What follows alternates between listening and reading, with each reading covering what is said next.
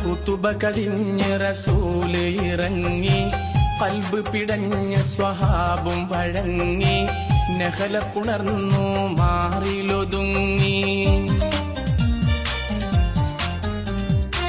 ഖുതുബ കഴിഞ്ഞ് റസൂല് ഇറങ്ങി, ഖൽബ് പിടഞ്ഞ സ്വഹാബും വഴങ്ങി, നഹല പുണർന്നു മാറിലൊതുങ്ങി.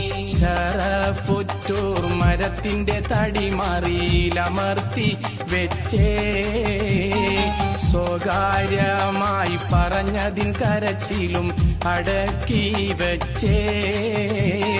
ശറഫുറ്റൂർ മരത്തിന്റെ തടിമറിയിലമർത്തി വെച്ചേ, സ്വകാര്യമായി പറഞ്ഞതിൻ കരച്ചിലും അടക്കി വെച്ചേ.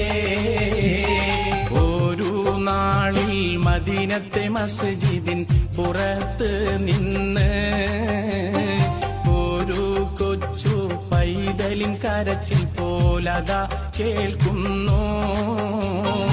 അത് കേട്ട സ്വഹാബത്തോരടങ്കലും വെളിയിൽ ചെന്നേ, അതിശയ കഥയൊന്ന് അവിടമിൽ അരങ്ങേറുന്നേ. ഒരു നാളിൽ മദീനത്തെ മസ്ജിദിൻ പുറത്ത് നിന്ന് ഒരു കൊച്ചു പൈതലിൻ കരച്ചിൽ പോലതാ കേൾക്കുന്നു.